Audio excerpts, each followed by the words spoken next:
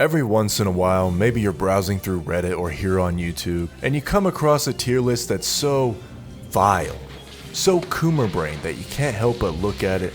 Well, this is that tier list. Ladies and gentlemen, since Mirror Involution is rerunning, I thought it would be fitting to celebrate with determining what bunny skin is the best without any bias. There are 3 categories of different criteria that I will base each rating off of. Number 1 being creativity, 2, attention to detail, and 3, cultureness.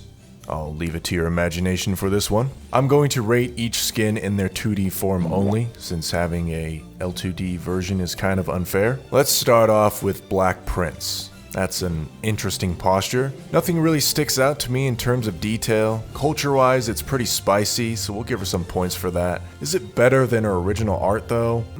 Yeah, I think so. Astoria. Nothing too creative going on here. I do appreciate the metal part reflections in the stool, and the boots are drawn really well. I think this is another mid. Abercrombie. I don't know why there's a panda, but we'll add some points for it. Her outfit's also pretty unique. The stockings have a unique texture, so they're pretty good and look believable. I'd say if you're an Abercrombie fan, this skin is pretty good. Ticonderoga. Stockings are interesting, but she looks more like a jester than a bunny. Nothing really sticks out in terms of detail, and I'm pretty sure most would prefer her recent swimsuit skin by a mile. San Fran. They brought over the pin from the original, and even the hair ribbon is a different color. It's a very uneven outfit, which makes sense because that's her style. It does have more culture than her original, but I think the original has more character. Isuzu. Isuzu is in a Isuzu mascot. I don't know what's going on here, but I guess you can say it's creative. The mascot's ass has more detail than some of the skins we've reviewed, so massive points there. The culture is relatively tame, but overall I think this is a underrated skin. Reno. They decided to keep the robot hand and change the lighting to match the skin. That's kind of creative, right? Okay. But for detail, this is important. Take a look here. The thigh bands have different pressure depending on how large they are. Nice. Pretty strong culture as well. Ardent. I don't know what the lore is for her to be in this pirate-themed room, but there are some serious improvements from her original art. Like, the torso is really well drawn. This is good. Absolutely worth gems. North Carolina. So, did the bunny skin that was teased multiple times live up to the hype? Well, if we're looking at creativity, no. I think I prefer the original in almost every way. If we take it further and compare it to, let's say, Ardent or Reno, this just completely loses in detail. The saving grace of this skin is the culture, so we'll put it here. Acosta, somewhat modest skin, interesting pose, bunny in the cup for some reason. Can't tell you exactly what part of the skin this is, but there's your attention to detail. I think this is super underrated. New Orleans. Orleans? Interesting choice of a bunny suit, but it works. Lots of intricate jewelry, the shoes have good detail, and I appreciate the reflection of the wine on the hand. I think this is also worth gems, but at the same time, the original art is so good, you don't really need it. Yuta. She's got herself a vampire bunny skin. It's pretty cool. Even her stand has a skin. Big points to creativity. Don't know the lore behind what she's holding though. The culture aspect is kind of lacking. So, Lem Malden. Well, here is my controversial take. While I respect the butterfly things in her hair, I'm not a fan of this skin. The pose is weird, the FBI watches you from your back while you watch her back. She's sexually assaulting a bird. No, thank you.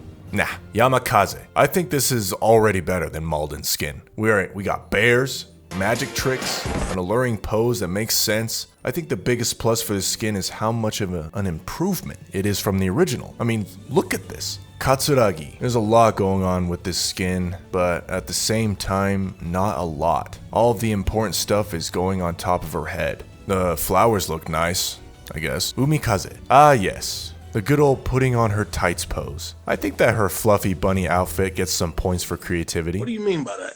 Ingraham. She's got some impressive mixing skills, but man, those shoes are whack. I like the texture of her white coat thing, but that's about it. Harry Potter. The outfit is kind of different, you know, so I'll give him that. Nothing else really catches my eye though. It's pretty mid overall. No wait, you know what? The stockings look nice. I-19. For an SR skin, I say this is pretty underwhelming. And is it just me or is her head a tad too big? I'm not sure, but I appreciate the torpedo necklace. Nautilus, pretty lackluster in the creativity department, pretty lackluster in the detail department. Archerfish, they kept the holster from the original, but they changed it to leather, so that's kind of creative. Nothing particular sticks out for detail though, but solid culture. Morrison. Sorry, Morrison. I think the original skin is at least 10 times better. In fact, you don't even look like the same character. Sumner, this is really well drawn. The creativity is okay, but let's get into the detail. That jacket looks real good. The texture of the tights, sneaking in her button badges from her original art, and good culture. Keanu Reeves. I don't even know why she's on this list. Last I checked, this doesn't count as a bunny. Next. Shimakaze. Ah yes. The only character that has bunny ears that are bigger in her original art than her bunny skin. In terms of creativity, I'm not really impressed, especially comparing to her other more recent skins. Detail wise, the only things that stick out are the sole of her shoe and this carrot pendant thing.